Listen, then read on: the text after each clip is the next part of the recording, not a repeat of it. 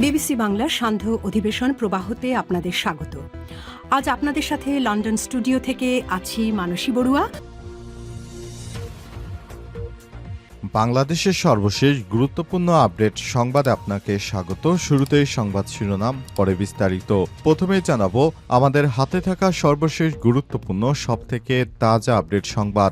বিচারিক প্রক্রিয়ার মধ্য দিয়ে আওয়ামী লীগ ও তার দোসরদের নিষিদ্ধ করতে হবে বললেন নাহিদ ইসলাম। শুধু শেখ হাসিনা নয়, বরং বিচারিক প্রক্রিয়ার মধ্য দিয়ে আওয়ামী লীগ ও তার দোসরদের চিরতরে নিষিদ্ধ করতে হবে বলে জানিয়েছেন জাতীয় নাগরিক পার্টি এনসিপির আহ্বায়ক নাহিদ ইসলাম। আজ মানবতাবিরোধী অপরাধের মামলায় শেখ হাসিনা সহ ৩ জনের বিরুদ্ধে ৪৭তম সাক্ষী হিসেবে নাহিদ ইসলাম এই কথা বলেছেন। এরপর জানাবো সিলেটের সঙ্গে সারা দেশে রেল যোগাযোগ বন্ধ। হবিগঞ্জের শায়েস্তাগঞ্জে সিলেটগামী পার্বত্য এক্সপ্রেস ট্রেনের ইঞ্জিন বিকল হয়ে গেছে। এতে সিলেটের সঙ্গে সারা দেশের রেল যোগাযোগ বন্ধ হয়ে গেছে। এবারে জানাবো প্রধান বিচারপতি ঘোষিত রোডম্যাপের ১ বছর রইল বাকি, পৃথক সচিবালয়। জুলাই গণঅভ্যুত্থানের পর প্রধান বিচারপতি হিসেবে নিয়োগ পেয়ে গত বছর ২১শে সেপ্টেম্বর বিচার বিভাগের জন্য রোডম্যাপ ঘোষণা করেছিলেন বিচারপতি ড সৈয়দ রেফাত আহমেদ। গত ১ বছর এই রোডম্যাপ শুধুমাত্র বাস্তবায়ন হয়েছে সে বিষয়ে সংবাদ বিজ্ঞপ্তি দিয়েছেন সুপ্রিম কোর্ট প্রশাসন।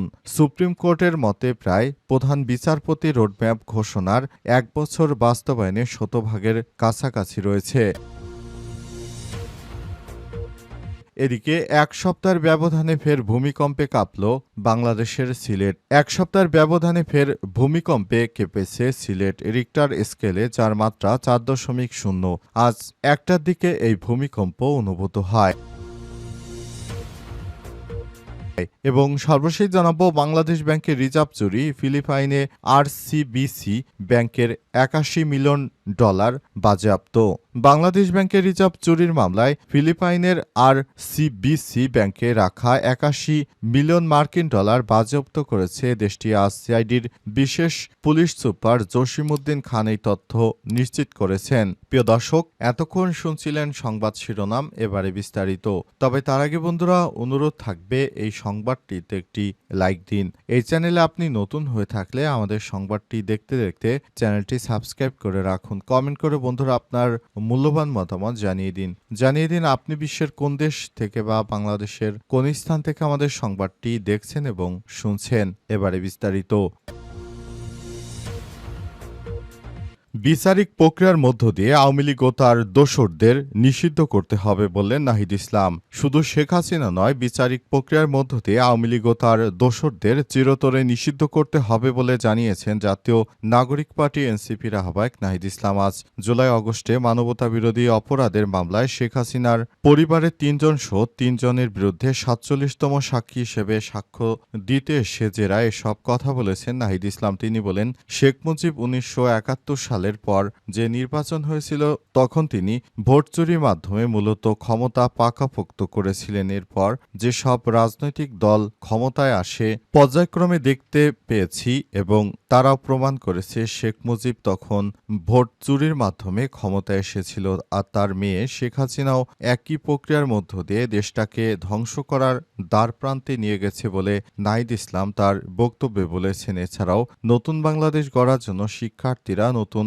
রাজনৈতিক ম্যান্ডেট তৈরি করার জন্য যে নতুন বাংলাদেশের ঘোষণা দিয়েছেন সেই ধারাবাহিকতায় নতুন বাংলাদেশ গড়তে বদ্ধপরিকর। নাহিদ ইসলাম ছাড়া আরও অনেকেই শেখ হাসিনার বিরুদ্ধে আজ সাক্ষ্য দিয়েছেন। এর আগে সাবেক প্রধানমন্ত্রী ও স্বরাষ্ট্রমন্ত্রীর নির্দেশে আন্দোলনকারী ছাত্র সমন্বয়কদের তুলে নিয়ে ডিবি অফিসে নির্যাতন ও জিজ্ঞাসাবাদ করে বলে দ্বিতীয় দিনের সাক্ষ্যতে বলেন নাহিদ ইসলাম। এরপর সাক্ষ্য জেরা শুরু হয়। সিলেটের সঙ্গে সারা দেশে রেল যোগাযোগ বন্ধ। হবিগঞ্জের শায়েস্তাগঞ্জে সিলেটগামী পার্বত্য এক্সপ্রেস ট্রেনের ইঞ্জিন বিকল হয়ে গেছে। সিলেটের সঙ্গে সারা দেশের রেল যোগাযোগ বন্ধ রয়েছে। এতে সিলেটের সঙ্গে সারা দেশের রেল যোগাযোগ বন্ধ হয়ে গেছে। আজ দুপুর ১:৩০টার দিকে এই ঘটনা ঘটে। এরপরই রেলের কর্মকর্তা-কর্মচারীরা নড়েচড়ে বসেছেন। তারা জানিয়েছে, আমরা রেলের ইঞ্জিনকে বিকল থেকে ঠিক করার জন্য সর্বাত্মক প্রচেষ্টা চালিয়ে যাচ্ছি, যাতে করে সিলেটের সঙ্গে সারা দেশের রেল যোগাযোগ পুনরায় ঠিক করা যায়। তাই তারা সব ধরনের প্রস্তুতি গ্রহণ করতে শুরু করেছে। বলা হয়ে থাকে, রেলের মাধ্যমে সবথেকে মানুষ বেশি যাতায়াত করে থাকে না। সেই রেল যখন বন্ধ হয়ে যায় তখন সাধারণ মানুষের যাতায়াত একরকম বন্ধ হয়ে যায়। তাই এসব বিষয়গুলো দেখতে পাচ্ছি। নতুন করে যেন আর কোনো সংকট তৈরি না হয়, সেজন্য রেলের এই ইঞ্জিনকে দ্রুততম সময়ের মধ্যে ঠিক করার জন্য কাজ শুরু করা হয়েছে। তবে সর্বশেষ পাওয়া তথ্য অনুযায়ী এখনও রেলের ইঞ্জিন ঠিক হয়নি, এখনও চলছে। এখনও বন্ধ রয়েছে সিলেটের সঙ্গে রেলের যোগাযোগ। সর্বশেষ ইঞ্জিন বিকল ঠিক হওয়ার পর আপনাদেরকে আপডেট জানিয়ে দেওয়া হবে। প্রধান বিচারপতি ঘোষিত রোডম্যাপের ১ বছর রইল বাকি পৃথক সচিবালয়। জুলাই গণঅভ্যুত্থানের পর প্রধান বিচারপতি নিয়োগ পেয়ে গত বছর ২১শে সেপ্টেম্বর বিচারপতি বিচার বিভাগের জন্য রোডম্যাপ ঘোষণা করেছিলেন বিচারপতি ড. সৈয়দ রেফাত আহমেদ। গত ১ বছরে এই রোডম্যাপের কতটুকু বাস্তবায়ন হয়েছে সে বিষয়ে সংবাদ বিজ্ঞপ্তি দিয়েছেন সুপ্রিম কোর্ট প্রশাসন। সুপ্রিম কোর্টের মতে প্রায় প্রধান বিচারপতি রোডম্যাপ ঘোষণার ১ বছর বাস্তবায়ন শতভাগের কাছাকাছি। বিচারপতি ড. সৈয়দ রেফাত আহমেদ ২০২৪ সালের ১১ই আগস্ট বাংলাদেশের ২৫তম প্রধান বিচারপতি হিসেবে দায়িত্ব গ্রহণ করেন। এরপর ২১শে সেপ্টেম্বর সুপ্রিম কোর্টের মূল ভবনের ইনার গার্ডেনে দেশের অধস্তন আদালতের বিচারকদের উদ্দেশ্যে অভিভাষণ দেন। ওই অনুষ্ঠানে অন্তর্বর্তীকালীন সরকারের প্রধান উপদেষ্টা আইন উপদেষ্টা ড. আসিফ নজরুল, বিচারপতিবৃন্দ, বিচার বিভাগ সংস্কার সংক্রান্ত কমিশনের চেয়ারম্যান, আপিল বিভাগের সাবেক বিচারপতি এবং আগত জেলা আদালতের বিচারকবৃন্দ উপস্থিত ছিলেন। তারা সবাই যে ধারাবাহিকতা নিয়ে নতুন করে কাজ শুরু করার কথা জানিয়েছিলেন, মূলত সে বিষয়গুলো সামনে এনেছিলেন প্রধান বিচারপতি সৈয়দ ড. রেফাত আহমেদ।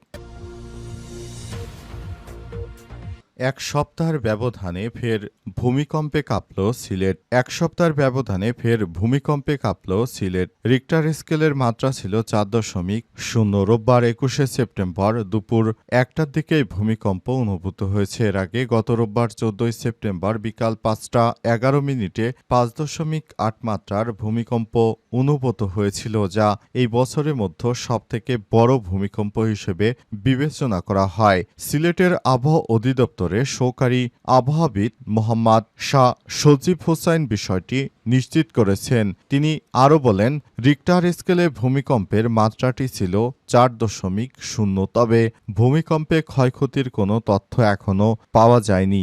বাংলাদেশ আবহাওয়া অধিদপ্তরের ভূমিকম্প পর্যবেক্ষণ কেন্দ্র জানায়, ভূমিকম্পটির উৎপত্তিস্থল ছিল সিলেটের সুনামগঞ্জ জেলার ছাতক উপজেলা। তবে এই ঘটনায় এখনও কোনো ক্ষয়ক্ষতি বা হতাহতের খবর আমাদের হাতে আসেনি। ভূমিকম্প বিশেষজ্ঞদের মধ্যে রিক্টার স্কেলে ৪.০ তুলনামূলকভাবে হালকা ভূমিকম্প। তবে এতে সাধারণ বড় ধরনের ঝুঁকি না থাকলেও ঝুঁকিপূর্ণ ভবন বা দুর্বল অবকাঠামো ক্ষতি হতে পারে। এজন্য সবাইকে সতর্ক থাকতে নির্দেশ দেওয়া হয়েছে।